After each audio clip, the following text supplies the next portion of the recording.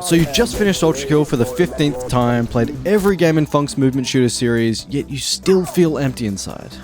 Well, that's probably a larger issue, but to help with the lack of movement games thing, I've spent the last month sifting through Steam's extensive library to find 3 movement games. 3 good movement games you can confidently get excited for. I'll be covering my favorite features, where they're at in development, the release dates, as well as things I'd like to see added.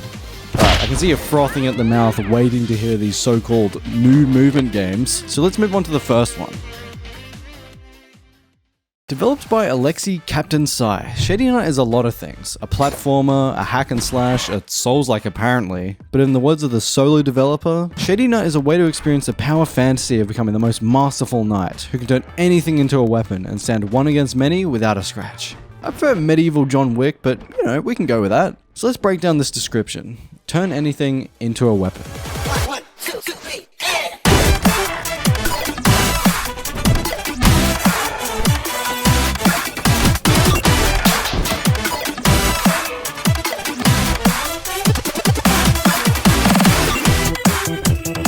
Yeah, they weren't kidding. This is probably my favorite part of this game. Coming into this blind, it looks quite shallow. You get a sword, you get a chain dagger, go nuts.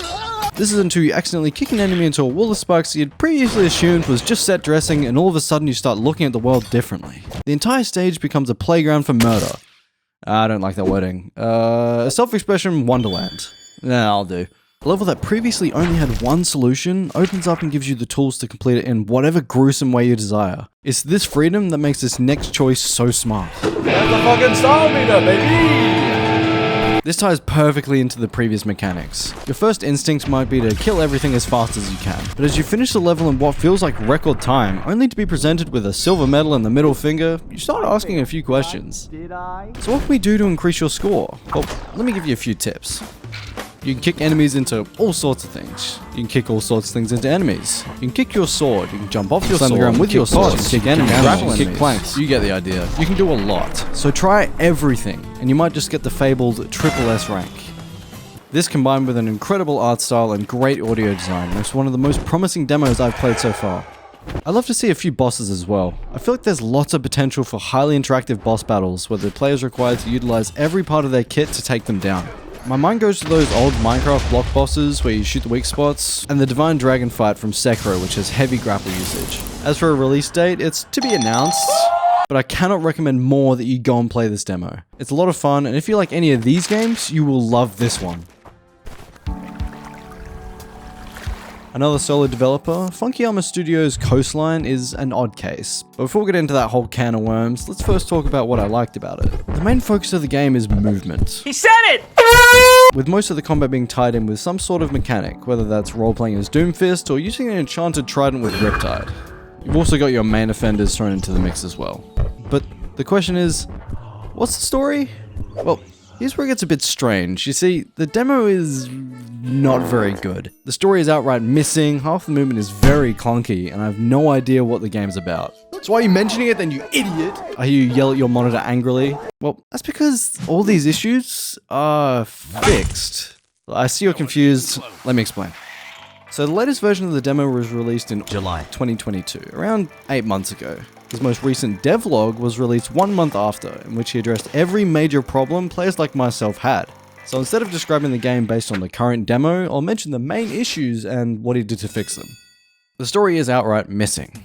As it is now, yeah, the story is pretty bare and confusing. You wake up on a beach, do some parkour, then get taken to your salvation. Yeah, that's it. But why? There's been no indication of why we're here or what we're doing. Who is this big obelisk? What do they want? And why the hell are these bricks following me around?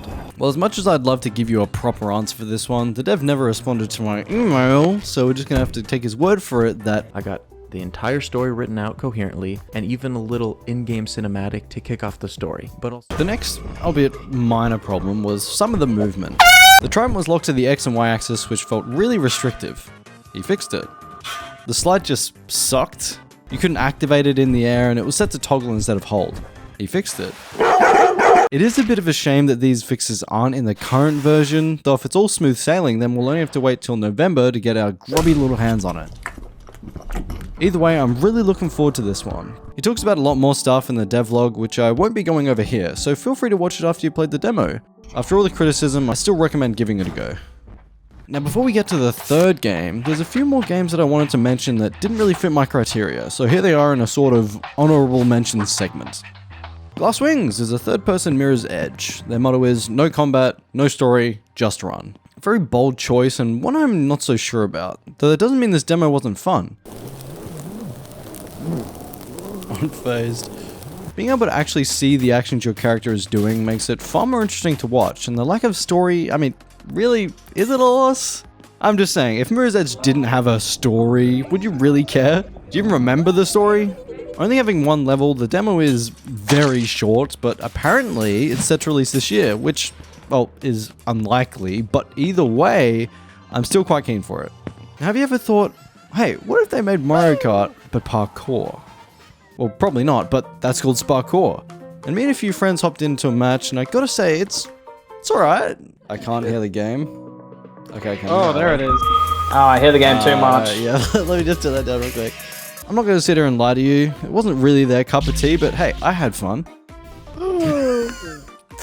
Get fucked.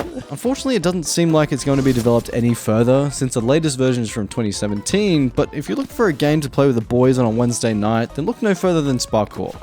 But if chill solo games are more your style, then maybe you might like Valley Peaks. Now don't let this cute art style fool you, this is a movement game. Kinda.